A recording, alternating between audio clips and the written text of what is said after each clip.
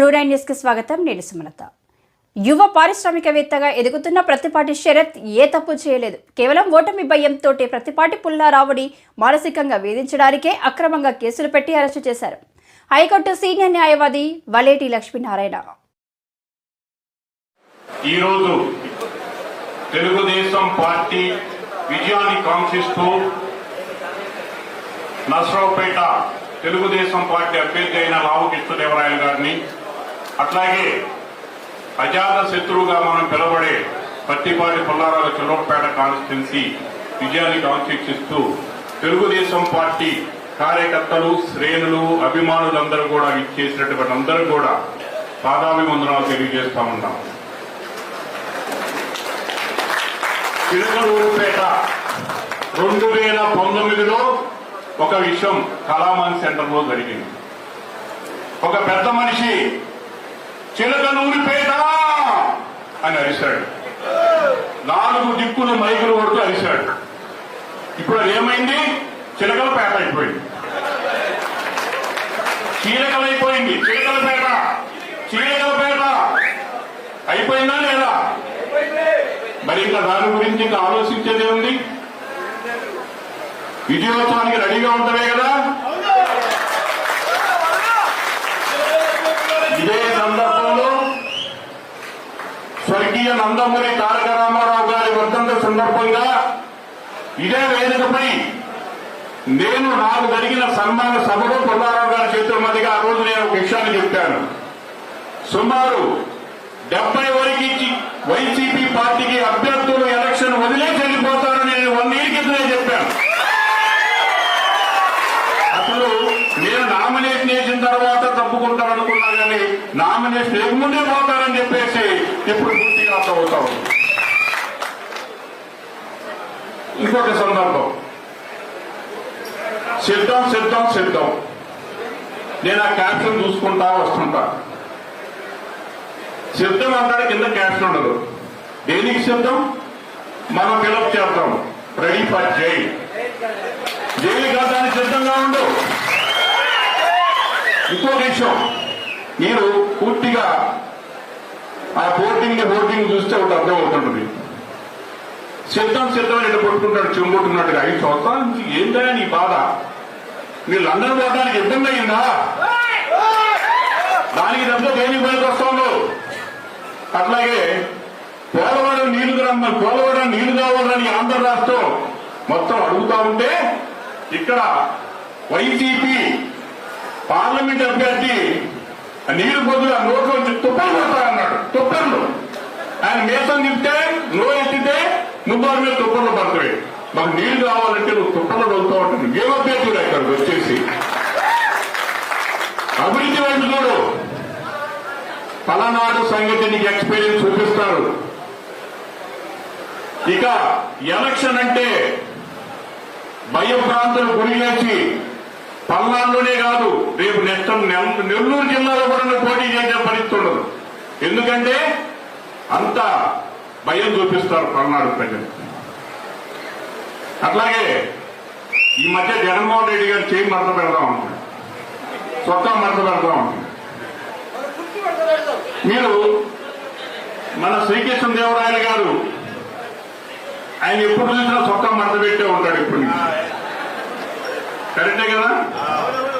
మరి ఆయన ఓటింగ్లు అట్లాగే తెమ్మసాని చంద్రశేఖరరావు గారు గుంటూరు పార్లమెంట్ అభ్యర్థి కూడా ఎప్పుడు చొక్కా మరత పెట్టే ఉంటాడు. అయితే వాళ్ళు చొక్కా మరత పెడితే వాళ్ళలో వినయము, విమ్రత, సంస్కారం, సైనికుడు అట్లాగంటి గుణగణాలు కలిగిన వ్యక్తులు. కానీ జగన్మోహన్ రెడ్డి మరత పెట్టిన సైకోకి అర్థం తెలిపే విధంగా ఉంటుంది. ఇక అసలు విషయానికి వస్తాం. ఈ మధ్య మనందరికీ రాష్ట్రంలో ఒక దుర్మార్గమైనటువంటి చర్య, ఈ రాష్ట్ర ప్రభుత్వం పత్తిపాటి శరత్ అనే ఒక బిజినెస్ చేస్తున్నటువంటి పత్తిపాటి పుల్లారావు గారు అబ్బాయిని అక్రమ కేసులో పెట్టి న్యూఢిల్లీ నుంచి హైదరాబాద్ వస్తుంటే ఎయిర్పోర్ట్ లో అరెస్ట్ చేసి మరి జైలుకు పంపించిన విధానం మనం పరిశీలించినట్లయితే ఒక న్యాయవాదిగా ఆ కేసును నేను ఫాలో అవుతున్న వ్యక్తిగా, దాంట్లో అటెండ్ అయిన వ్యక్తిగా నేను మీకు 4 విషయాలు చెప్పడానికి ముందుకు రావడమే రోజు జరిగింది. మనందరికీ తెలుసు, శరత్ అనే పత్తిపాటి శరత్ అనే వ్యక్తిని మనం ఎక్కడైనా ఎప్పుడైనా చూసామా? ఎలక్షన్ 2-3 సందర్భాల్లో. ఏ రోజైనా రాజకీయంగా ఆయన ఎక్కడైనా ఇన్వాల్వ్ అయ్యారా? మరి అలాంటి వ్యక్తిని ఇంత రాజకీయ కక్షతోటి పత్తిపాటి పుల్లారావు గారిని రాజకీయంగా దెబ్బకొట్టడానికి ఒక తప్పుడు కేసు నమోదు చేసి మరి ఆయన విధంగా చేయాలనే ఉద్దేశం ఏదైతే ఉందో, ఇందాక మిత్రుడు చెప్పినట్టు థ్యాంక్స్ జగన్మోహన్ రెడ్డి. ఎందుకంటే మరి పత్తిపాటి శరత్ గారు నాకు తెలిసి పుల్లారావు గారు మంచి బిజినెస్ గా వ్యక్తిగా మరి రూపుదిద్దుతాడని చెప్పేసి ఆశించుంటాడేమో గాని మనకు మాత్రం ఒక వజ్రాన్ని ఇచ్చాడనిపిస్తుంది. ఎందుకంటే ఒక నాయకుడిని ముందుగానే తయారు చేశాడనిపిస్తుంది. కావున షరతుకు సంబంధించి కేసు విషయానికి వస్తే ఈరోజు హైకోర్టు ఒక కీలకమైన తీర్పు ఇవ్వడం జరిగింది. ఏదైతే అడిషనల్ డైరెక్టర్ గా ఉన్నటువంటి శరత్ 67 రోజులు వర్క్ చేసినటువంటి ఆ వర్క్ చేసి ఆ కంపెనీలో పనిచేస్తే ఏ సందర్భంలో కూడా మీరు చెప్పిన ఆరోపణలో ఆయన రోలు లేదు, మీరు తప్పుడు కేసు నమోదు చేశారని ఈ రోజు హైకోర్టు ఒక తీర్పు నిర్వహించింది.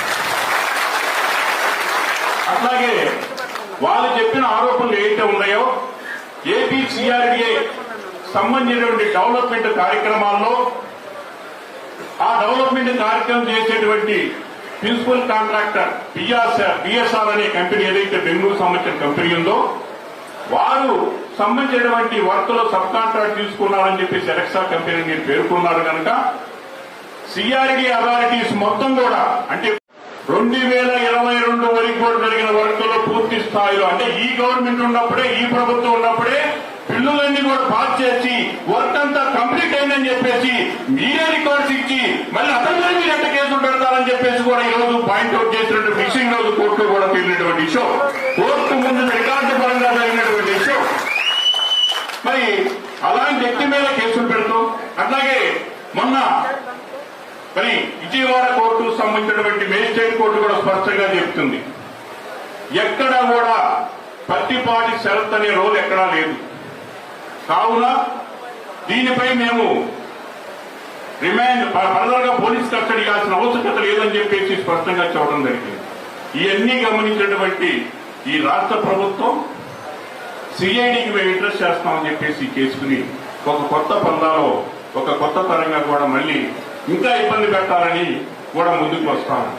ఇక్కడ నేను చెప్పొచ్చే విషయం ఏంటంటే పత్తిపాటి పుల్లారావు గారి కుటుంబాన్ని, పత్తిపాటి పుల్లారావు గారిని అట్లాగే తెలుగుదేశం పార్టీని దెబ్బకొట్టేయడానికి ఒక ముఖ్య ఉద్దేశంతో ఈ జగన్మోహన్ రెడ్డి గారు ఈ విధమైన తప్పుడు కేసు పెట్టారు కనుక వీటన్నిటికీ మూల్యం చెల్లించుకోవడానికి మరి పత్తిపాటి పుల్లారావు గారిని మీరు అనుకున్న మెజార్టీ కన్నా ఎక్కువ గెలిపించేసి ఛాలెంజ్ చేయాల్సినటువంటి పరిస్థితి కూడా మనందరి ముందు కూడా బాధ్యతలు ఉన్నాయని కూడా మనం భావించాల్సినటువంటి విషయం. అయితే లీగల్ గా కొన్ని చంద్రబాబు నాయుడు గారి విషయంలో కూడా లీగల్ గా కొన్ని కాంప్లికేషన్స్ వస్తుంటాయి. కోర్టుకు తప్పుడు సమాచారం ఇస్తారు. ఆ సమాచారం విచారణ చేసి అది నిరూపణ చేయడానికి నిర్ధారణ చేయడానికి కొంత సమయం పడుతుంది కనుక ఆ సమయం కోసం రేపు వరకు ఉన్న కనుక రేపు శరత్ ఎట్టి పెద్ద కూడా మరి బెయిల్ మీద వచ్చేటువంటి అవకాశం అయితే ఉండదని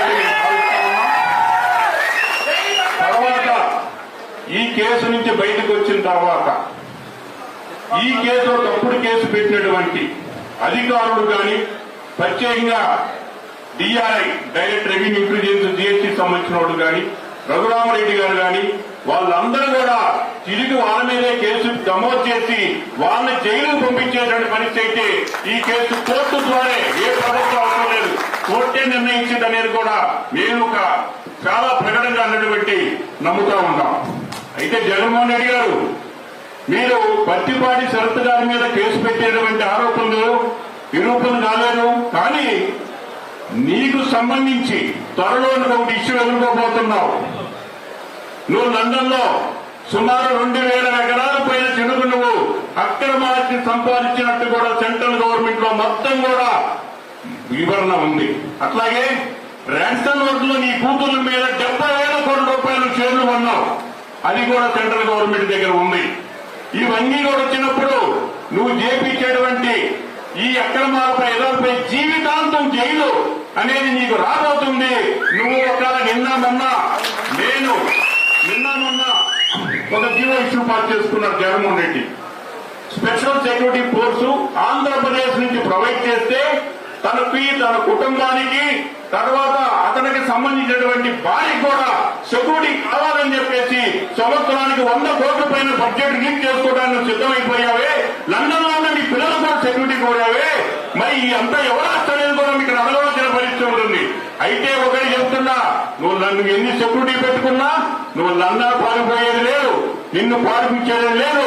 ఇక్కడే నిన్ను ఎమ్మడబడి న్యాయపరంగా నీ మీద పూర్తి స్థాయిలో యాక్షన్ తీసుకొని ఈ రాష్ట్రానికి పట్టిన చీడలు వివరించడానికి మీరందరినీ సంతోషం చేసుకోవాలి. చూస్తున్నాం. అట్లాగే అమరావతి అనేది కూడా రాజధానిగా ఏర్పడినప్పుడు మళ్ళీ ఈ రాష్ట్రానికి పునర్జీవనం వచ్చేటువంటి పరిస్థితులు కనుక జై అమరావతి, జై తెలుగుదేశం, జై ప్రతిపాటి, జై చంద్రబాబు.